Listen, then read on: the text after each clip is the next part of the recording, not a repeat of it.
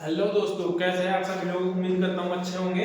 Last lecture में जो है हमने बीएनएस का जो है सेक्शन नंबर 2 डेफिनेशन क्लोज जो थे वो कंप्लीट कर लिए थे। आज जो है जनरल एक्सप्लेनेशंस सेक्शन नंबर 3 को हम करेंगे। इसमें भी जो है एक दिन पूरा लग जाएगा, क्योंकि जो 3 का 5 है वो थोड़ा इंपॉर्टेंट है, तो उसको अच्छे से समझाएंगे आप लोगों को। सेक्शन नंबर 3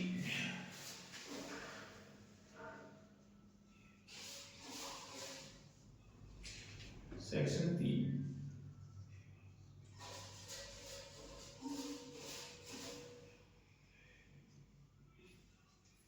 हिंदी में बोलते हैं साधारण स्पष्टीकरण।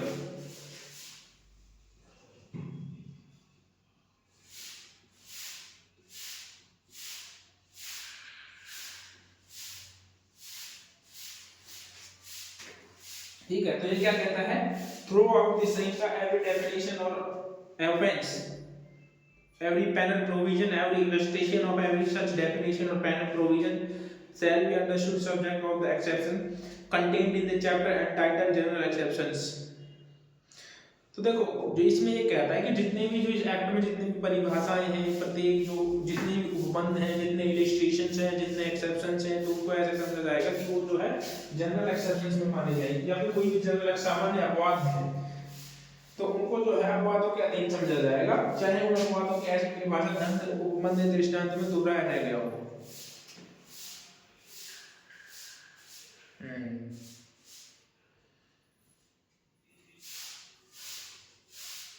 देखो, ये कहने का मतलब ये कि यदि जो है एक जगह एक ऑफेंस को डिफाइन कर दिया तो आगे उस ऑफेंस को दोहराया नहीं गया, चाहे दो बार दोहराने की आवश्यकता नहीं है, तो उसको इस संहिता के अधीन ही माना जाएगा। चाहे वो एक जगह एक्सप्लेनेशन दे दी गई हो तो उसको भी माना जाएगा, एक परिभाषा दे दी है चाहे उसको दोहराया ना गया हो तो उसको भी जो है इसी के अधीन माना जाएगा, तो वो जनरल एक्सेप्शंस में आएगी। ठीक है,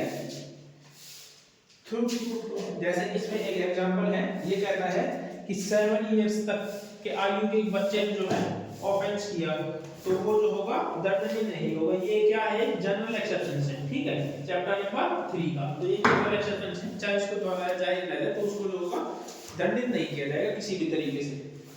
क्यों? क्योंकि 7 वर्ष से कम आयु का बच्चा जो कोई भी ऑफेंस करता है तो उसको ऑफेंस नहीं माना जाता। पहली बात तो लॉ ये मानता है कि 7 साल से कम आयु का बच्चा कभी भी ऑफेंस नहीं कर सकता।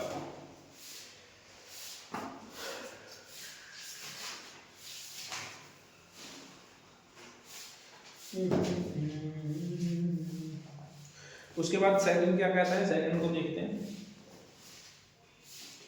Every expression which is explained in the part of the Samhita is used every part of the Samhita conformity with the explanation।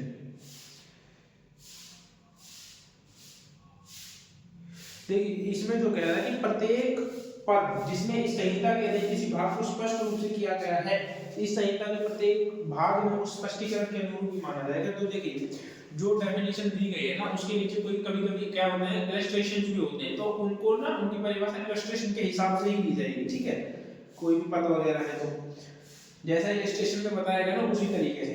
तो थर्ड कहता है कि यदि किसी व्यक्ति की कोई प्रॉपर्टी है और उसमें जो है अपने पति या पत्नी लिपिक या सेवक के कब्जे में है, उसके पति पत्नी या लिपिक या सेवक के कब्जे में है, तो जो होगा वो प्रॉपर्टी जो होगा वो उसी की मानी जाएगी।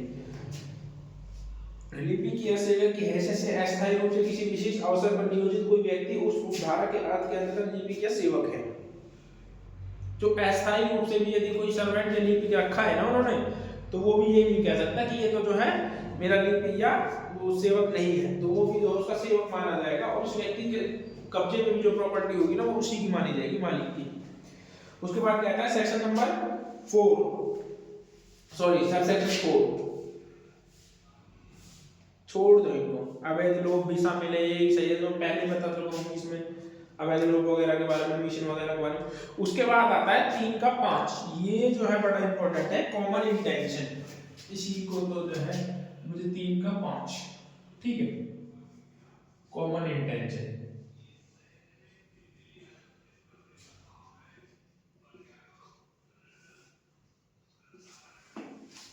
कॉमन इंटेंशन, कॉमन इंटेंशन क्या होती है? एक होता है कॉमन इंटेंशन, एक होता है क्या क्या होता है बताओ। 190 में क्या है, 191 में एक होती है सिमिलर इंटेंशन। देखो सबसे पहले हम जानते हैं कि कॉमन इंटेंशन क्या होती है। जब कोई जो है जब कोई आपराधिक कार्य जो है कई व्यक्तियों के द्वारा सेम इंटेंशन के साथ किया जाता है तो उसको बोलते हैं कॉमन इंटेंशन। ठीक है, जैसे मान लीजिए कि मैं हूं और एक मेरा दोस्त है, मेरे और मेरे दोस्त की इंटेंशन जो है सेम है और हम कोई क्रिमिनल एक्टिविटी कर रहे हैं तो उसको हम बोलते हैं कॉमन इंटेंशन। जब दो या दो से अधिक व्यक्ति जो है साथ मिलकर के जो है, ठीक है, कोई क्रिमिनल जो है क्रिमिनल एक्ट करते हैं, किसको, सामान्य आशय को अग्रसर करने में, सामान्य जो हमारा सामान्य आशय था उसको आगे बढ़ाने में कोई एक्ट करते हैं ना, तो उसको हम बोलते हैं कॉमन इंटेंशन। इसकी परिभाषा में भी आएंगे अभी। परिभाषा क्या कहती है, देखो परिभाषा क्या कहती है इसकी, पहले वो पढ़ते हैं आप। When a criminal act is done by the several person, जहां कोई जो है एक्ट जो है कई several person के द्वारा डन किया गया है, in furtherance of the common intention of all, क्या है उस अपनी कॉमन इंटेंशन को आगे बढ़ाने में, ठीक है। Each of such person is liable for the act of the same manner in the way done by him alone, तो उनको जो है उसी प्रकार दंडित किया जाएगा कि जैसे उसने वो एक्ट खुद अकेले ही किया गया हो। तो देखो सबसे पहले इस एक्ट की परिभाषा को लिखते हैं।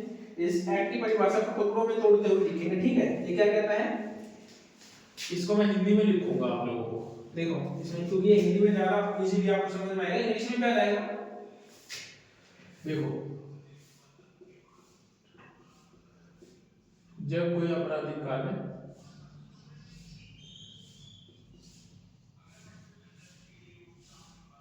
कई व्यक्तियों के द्वारा किया गया हो,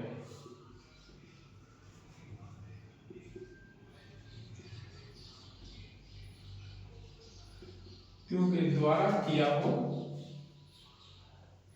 ठीक है। उसके बाद सेकंड क्या था, मैं इसमें पॉइंट बना रहा हूं, सेकंड क्या है, सामान्य आशय हो,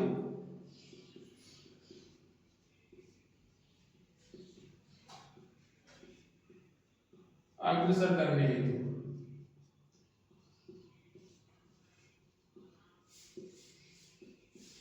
उसके बाद क्या कहता है, तो उनको उसी प्रकार दंडित किया जाएगा, तो उन सभी व्यक्तियों को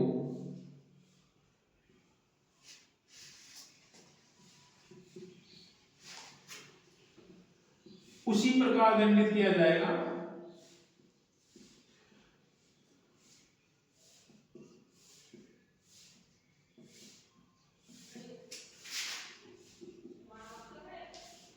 मानो उन्होंने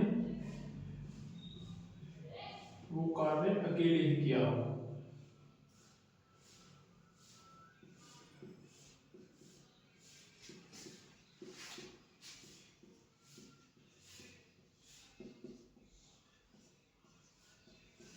ठीक है, देखो मैं आपको देखो अच्छे से बता देता हूँ। अरे यार क्यों बंद हो रहा भाई, ऐसा स्टार्ट भी नहीं किया।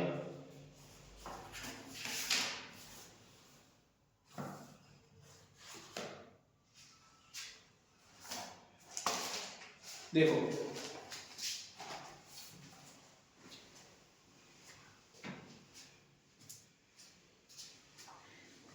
देखो मैं आपको एग्जांपल के थ्रू बताता हूँ कि कॉमन इंटेंशन क्या होती है, ठीक है।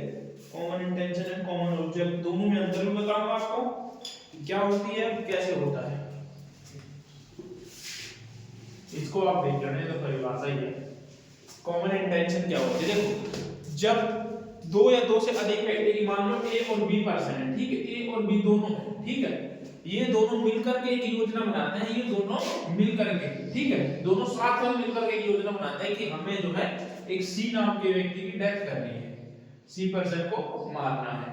तो अब ये क्या करते हैं, एक योजना बनाते हैं, तो दोनों के दोनों मिलकर के जो है, एक व्यक्ति जो है कुछ भी करके, एक व्यक्ति जो है वेपन लेके आता है, एक व्यक्ति जो है उसको क्या करता है, प्रोवाइड कराता है, एक व्यक्ति उसको मारता है सी को, ठीक है।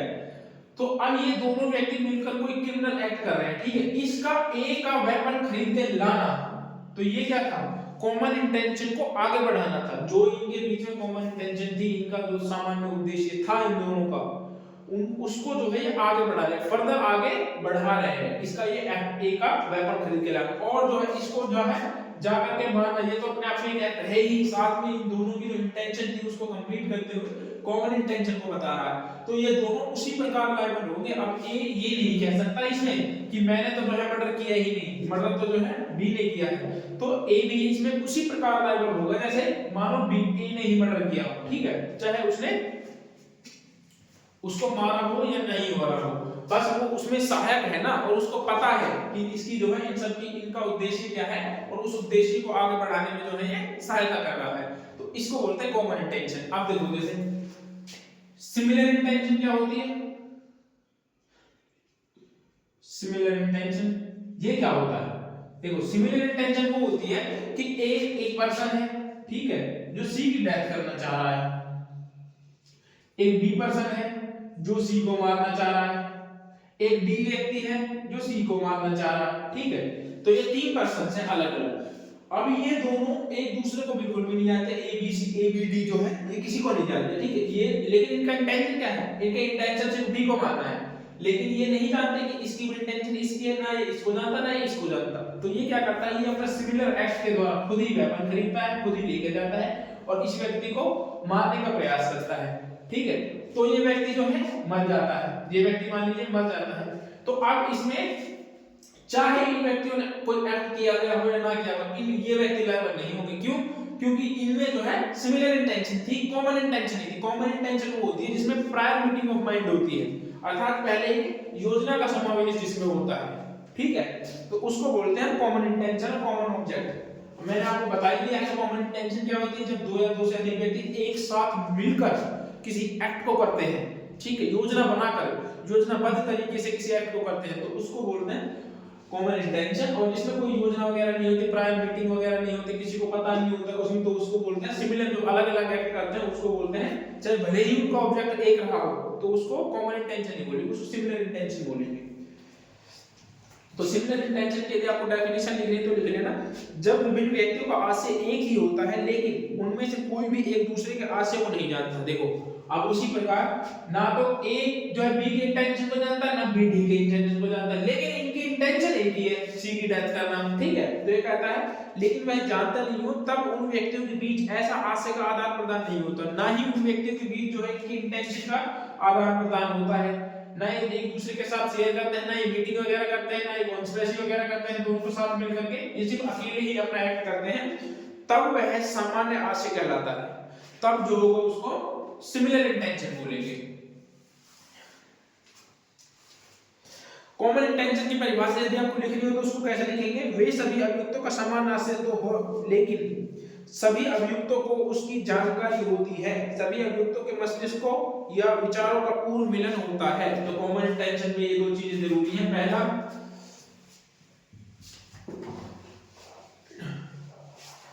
पहला कॉमन इंटेंशन की क्या, देखो कॉमन इंटेंशन क्या जरूरी है, फर्स्ट क्या कहता है, सभी अभियुक्तों को जानकारी होना,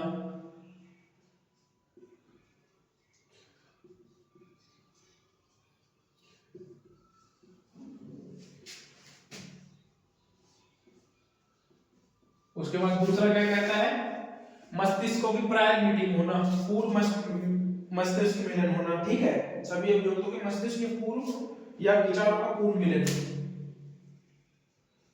सभी अभियुक्तों का विचारों का पूर्व मिलन होना,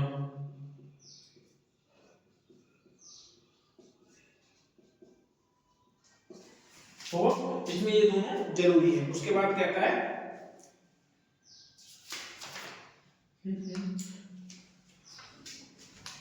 सभी अभियुक्त जो है सभी अभियुक्तों का अपराध में शामिल होना,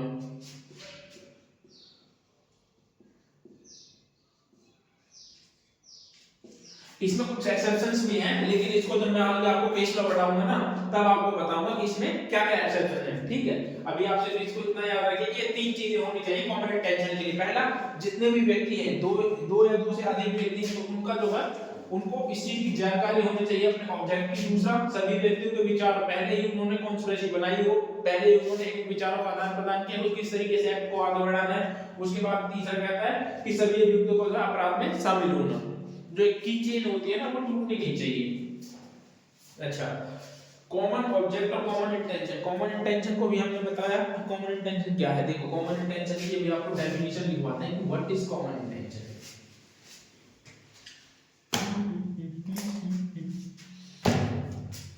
देखो essential elements of common intention.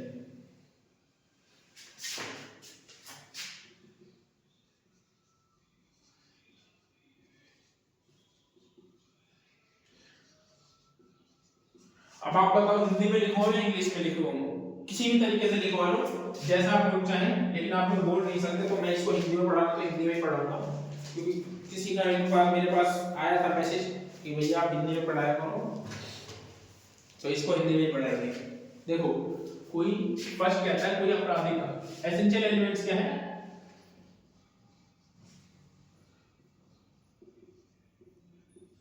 कोई आपराधिक कार्य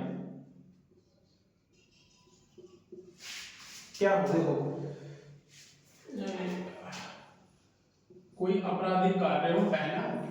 दूसरा कहता है आपराधिक कार्य एक से अधिक व्यक्तियों के द्वारा किया गया हो,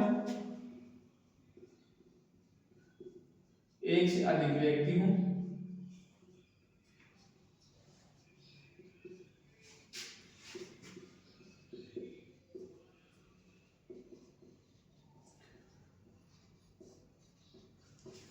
थर्ड क्या कहता है, थर्ड कहता है ऐसे व्यक्तियों के बीच सामान्य पूर्व निर्धारित योजना के अंतर्गत होनी चाहिए। सामान्य से ऐसे व्यक्तियों के बीच पूर्व निर्धारित योजना हो, ठीक है।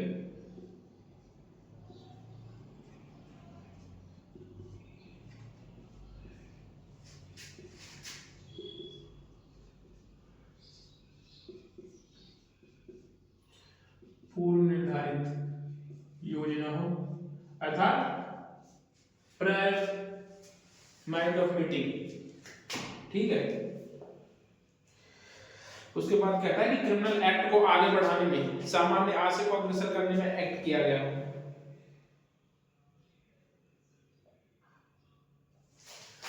और कहता है अभियुक्त ऐसे व्यक्तियों के द्वारा सामान्य आशय को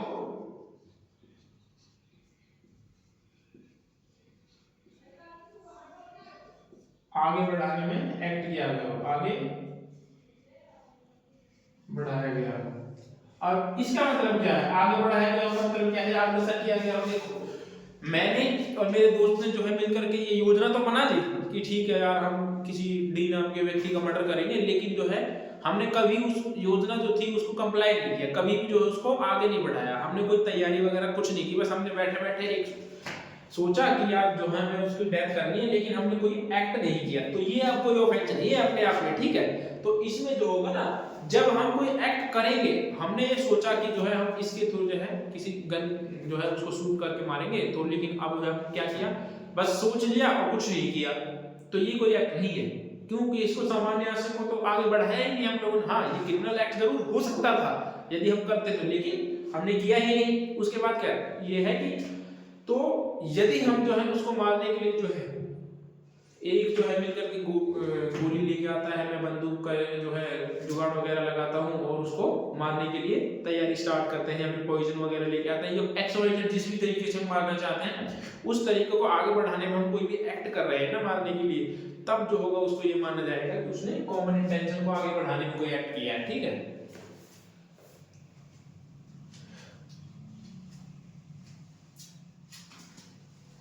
देखो इसमें एक इंपॉर्टेंट ये है कि अपराध होते समय, अपराध घटित करते समय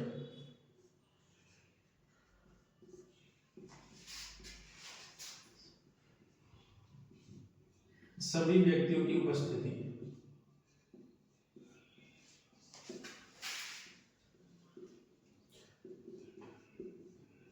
सभी मैटर में किंतु सभी मामलों में आवश्यक नहीं।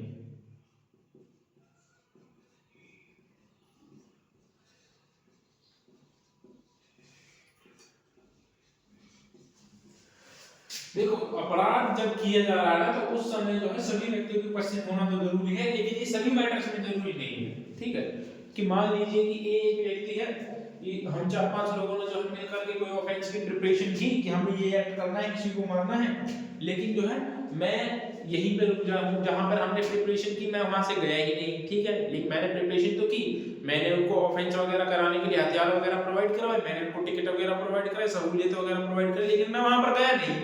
ठीक है, तो इसमें क्या मैं भी लायबल रहूंगा? तो हाँ, इसमें मैं भी लायबल रहूंगा, चाहे भले ही यहाँ में मेरी उपस्थिति हो या ना हो, उससे कोई फर्क नहीं पड़ता।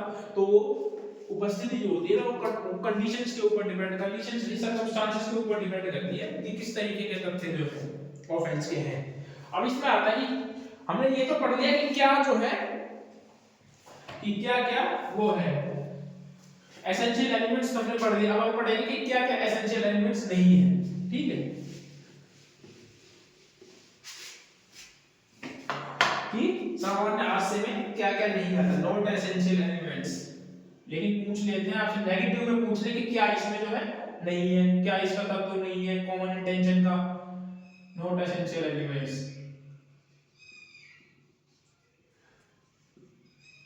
और जुडिशरी में तो कुछ नेगेटिव में ही पूछते भी हैं। तो फर्स्ट बोलता है पहला सिमिलर इंटेंशन,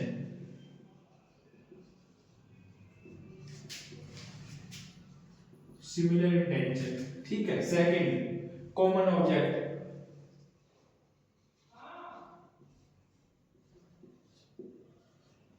कॉमन ऑब्जेक्ट। सामान्य उद्देश्य, याद रखना सामान्य आशय और सामान्य उद्देश्य दोनों में फर्क होता है। ठीक है, कॉमन ऑब्जेक्ट जो है इसमें नहीं आता। सामान्य उद्देश्य दोनों में डिफरेंट होता है।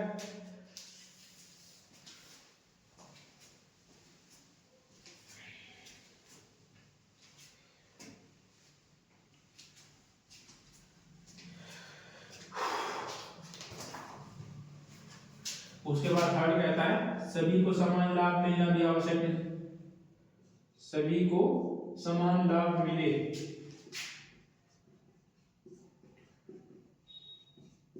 आवश्यक नहीं। ठीक है, ये भी इसका नॉट एसेंशियल एलिमेंट है कि भाई जरूरी थोड़ी है कि सभी व्यक्तियों में जो शेयर है वो बराबर बराबर बटेगा, नहीं है, ये भी कोई जरूरी नहीं है अपराध को होने के लिए। तो याद रखना जहां पर भी कॉमन ऑब्जेक्ट या फिर सिमिलर इंटेंशन यूज हो वहां पर जो है कॉमन इंटेंशन बिल्कुल भी नहीं है, वो कॉमन इंटेंशन का ऑब्जेक्ट नहीं है। ये चीज को याद रखना कि ये चीज जो होगी वो नहीं है। देखो, सामान्य जो कॉमन इंटेंशन है इसको रूल ऑफ एविडेंस भी माना जाता है।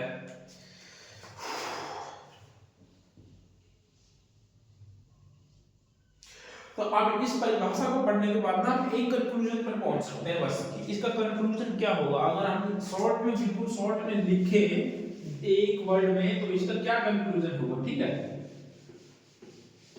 कंक्लूजन छोड़िए, अब आपको केस लॉ से बताते हैं। इसमें कुछ केस लॉज थे जो इंपॉर्टेंट थे, जिसमें क्या कहा गया था और कौन जजेस थे, क्या था, उनको जो है एग्जाम में बहुत बार पूछा जाता है।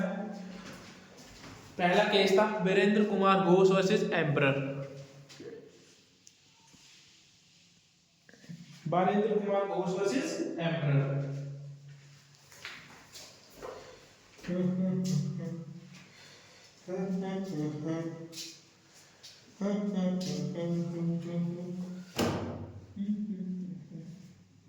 पहले महबूब शाह को पढ़ते हैं क्योंकि महबूब शाह का केस जो है पुराना था। ठीक है, फर्स्ट केस था महबूब शाह वर्सेस एम्परर।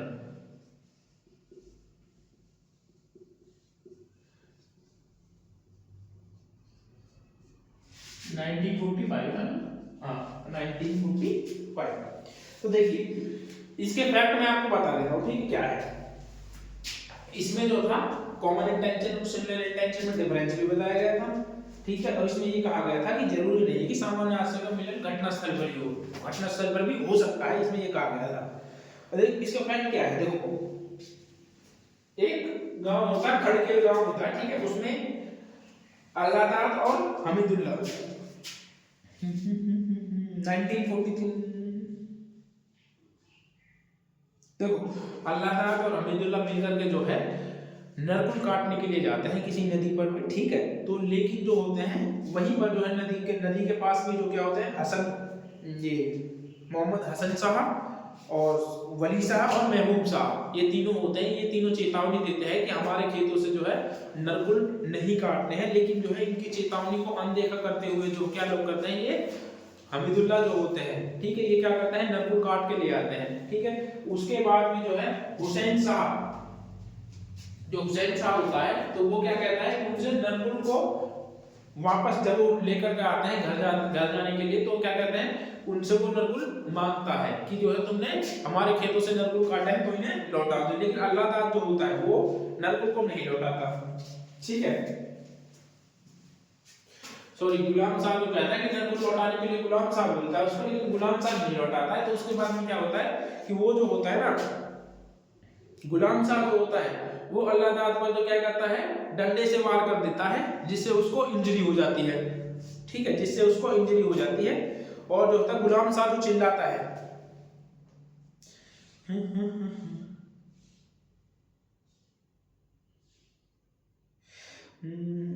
और फिर अल्लाह ताला गुलाम साहब पर वार करते हैं, तो गुलाम साहब चिल्लाता है कि बचाओ बचाओ करके, वो ऐसे कुछ कुछ करके चिल्लाता है, जिसमें फिर ये बाद में जो उसके भतीजे वगैरह होते हैं वो सभी आते हैं और वो जो है उन पर गोली चला देते हैं। तो इसमें ये कहा था, पहले तो लोअर कोर्ट ने था इनको 3-5 के लिए लायबल माना था, ठीक है। फिर प्रीवी काउंसिल में लास्ट में डिसीजन आया था कि ये लोग 3-5 के लिए लायबल नहीं हो सकते। क्यों?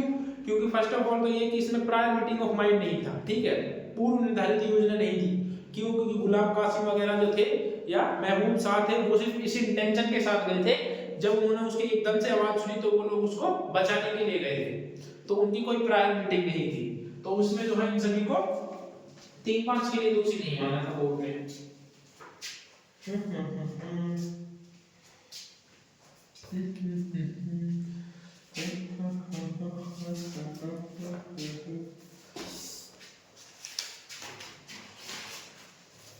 इसमें कुछ महबूब साहब इसमें क्या दिए गए थे, इसमें कुछ जजमेंट में कुछ पॉइंट बताए गए थे कि 3-5 कब होगा। पहले इसमें फर्स्ट आ गया था, पहले मस्तिष्क को मिलन जरूरी है, ठीक है। इसमें कहा गया था प्रायर मीटिंग ऑफ माइंड, मस्तिष्क का मिलन जरूरी है,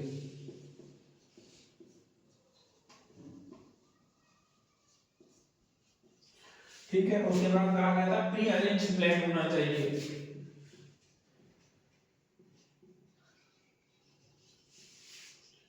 प्री अरेंज प्लान होना चाहिए। लेकिन इस जो ऑफेंस था, ये जो था महबूब साहब वर्सेस एम्परर में, इसमें कोई प्री अरेंज प्लान नहीं था। उसके बाद में कहता है आपराधिक कार्य जो है, आपराधिक आशय को आगे बढ़ाने में किया जाना चाहिए। तो ये था इस केस में। इस केस को आप लोग पढ़ेगा, इसमें भी ये भी था common intention and common objective difference भी बताया था, कॉमन इंटेंशन और कॉमन ऑब्जेक्ट डिफरेंस भी इसमें बताया गया था, ठीक है। इसमें जो है डिफरेंस भी बताया गया था। उसके बाद एक केस आता है बालेंद्र कुमार घोष वर्सेस एम्परर, दूसरा केस था Balendra Kumar Ghosh versus emperor.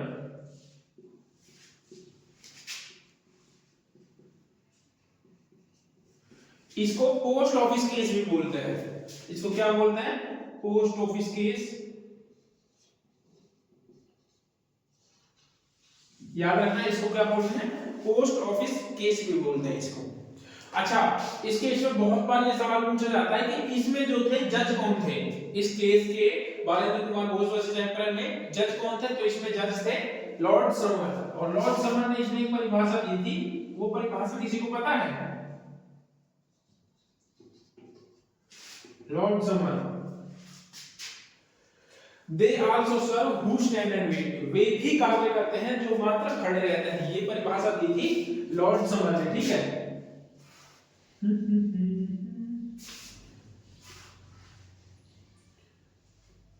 They also serve who stand and wait.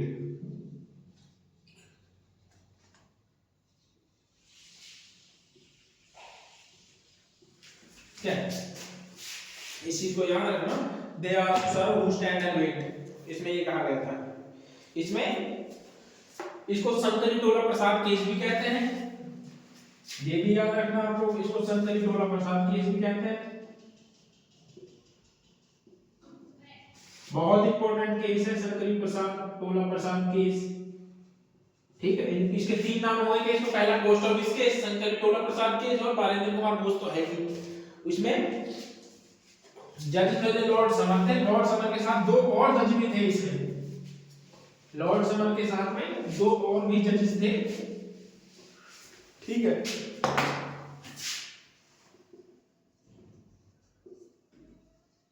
Balendra Kumar Bose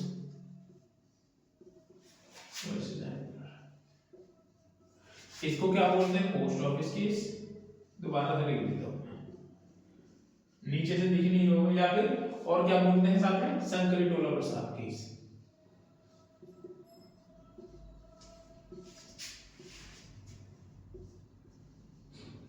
और ये 3 नाम है इस केस के। ठीक है, इसमें जज थे लॉर्ड समर,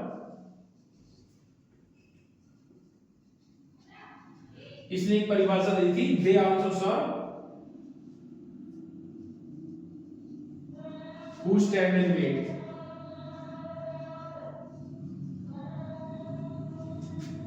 वे भी कार्य करते हैं जो मात्र खड़े रहते हैं, इसने ये कहा था लॉर्ड समर ने। लॉर्ड समर के साथ इसमें 2 और जज थे, जॉन और एटकिंसन।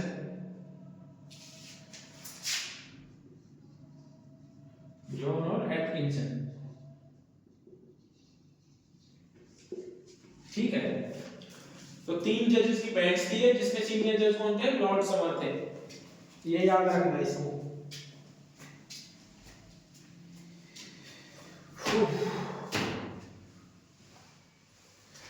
इसमें भी जो है क्या बताया गया था, common intention and common object में डिफरेंस बताया था। Common object and common object, sorry common intention and common object में, कॉमन इंटेंशन और कॉमन ऑब्जेक्ट, कॉमन इंटेंशन। ठीक है, तो ये पहला केस था जिसमें क्या बताया गया था, कॉमन इंटेंशन और कॉमन ऑब्जेक्ट में अंतर बताया गया था। उसके बाद इसमें और भी कोई कुछ केसेस हुए, जैसे कि Nanakchand versus state of Punjab, इसमें भी डिफरेंस बताया गया था सिमिलर इंटेंशन कॉमन इंटेंशन में। केस लॉज में लिखवा देता हूं, आप लोग पढ़ लीजिएगा इसको एक बार याद करके। एक केस का थर्ड था Nanakchand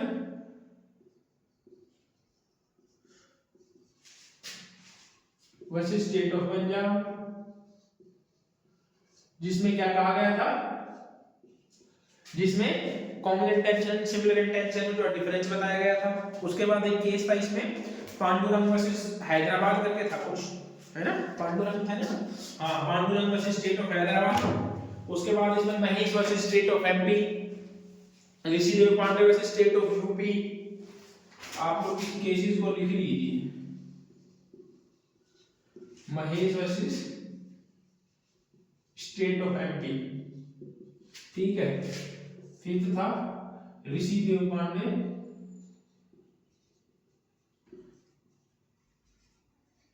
versus state of UP. उसके बाद एक और केस था, और कौन सा बच गया, Pandurang versus state of Hyderabad.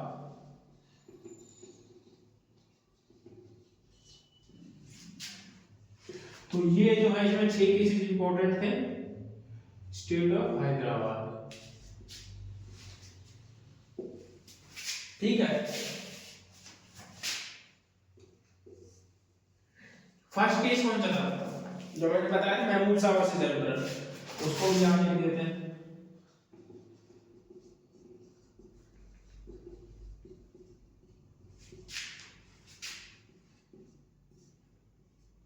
ठीक है, ये केस था, इसमें ये 5 से 6 केस थे जिनमें जो है इनकी डेफिनेशन दी गई थी, जिसमें डिफरेंस भी बताया गया था।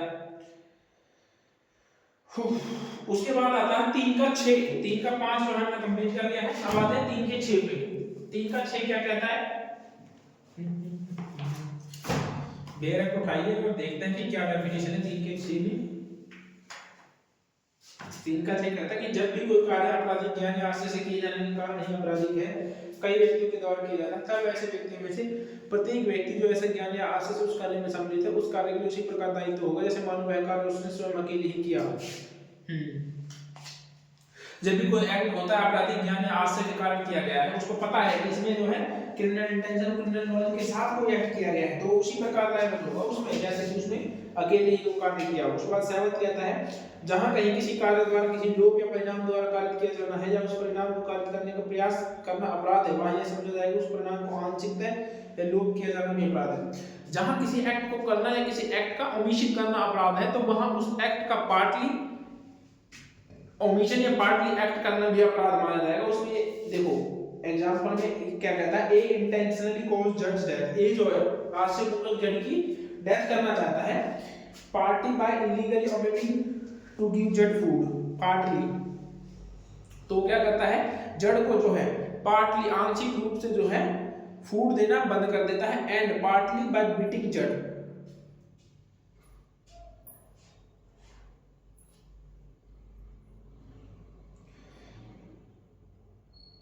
और डी को बीट कर साथ से डी की मृत्यु कारित कर देता है, आंशिक रूप से जो है उसको पहले ही कमजोर कर देता है और उसके बाद जो है आंशिक रूप से उसको पीटता है।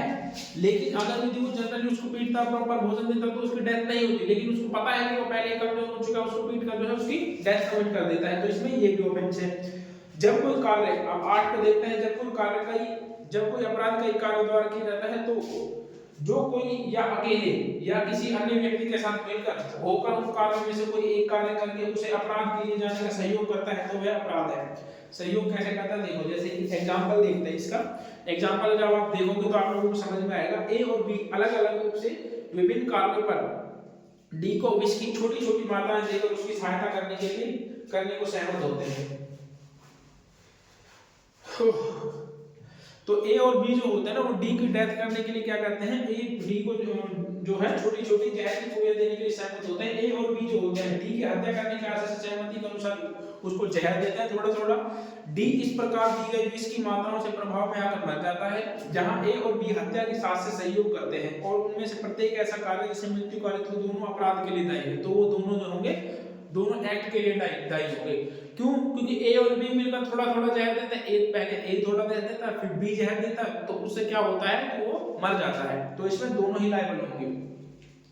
उसके बाद कहता है इसमें सी जो इलस्ट्रेशन है ना, ये भी बड़ा इंपॉर्टेंट है, सी को मार्क कर लेना आप लोग। सी बहुत बार एग्जाम में पूछा गया है, आप लोग पढ़ लेना इसको। उसके बाद कहता है कि जहां कोई व्यक्ति किसी आपराधिक कार्य को करने में लगे हुए हैं या संबंध है, वहां वे कार्य के आधार पर विभिन्न अपराधों के दोषी हो सकेंगे।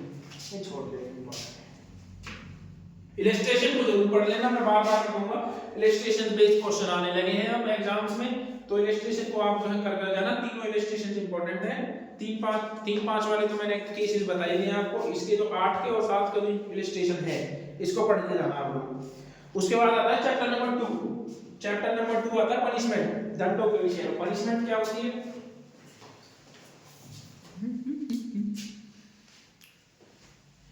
पनिशमेंट को चलो नेक्स्ट वीडियो में करेंगे। आज के लिए तो इतना ही पर्याप्त है। आप लोग जो है इन केसेस को एक बार थोड़ा थोड़ा देख लेना और इलस्ट्रेशन को जरूर, मैं दोबारा बता रहा हूं, इलस्ट्रेशन को जरूर जो है जरूर पढ़ना है आप लोगों को, किसी भी कीमत पर छोड़ना नहीं है, क्योंकि आप एग्जाम में इलस्ट्रेशन बेस्ड क्वेश्चन आने लगे हैं। उम्मीद करता हूं आप लोगों को वीडियो अच्छी लगी होगी। तो मिलते हैं नेक्स्ट वीडियो में। लाइक शेयर और कमेंट करना ना भूलें।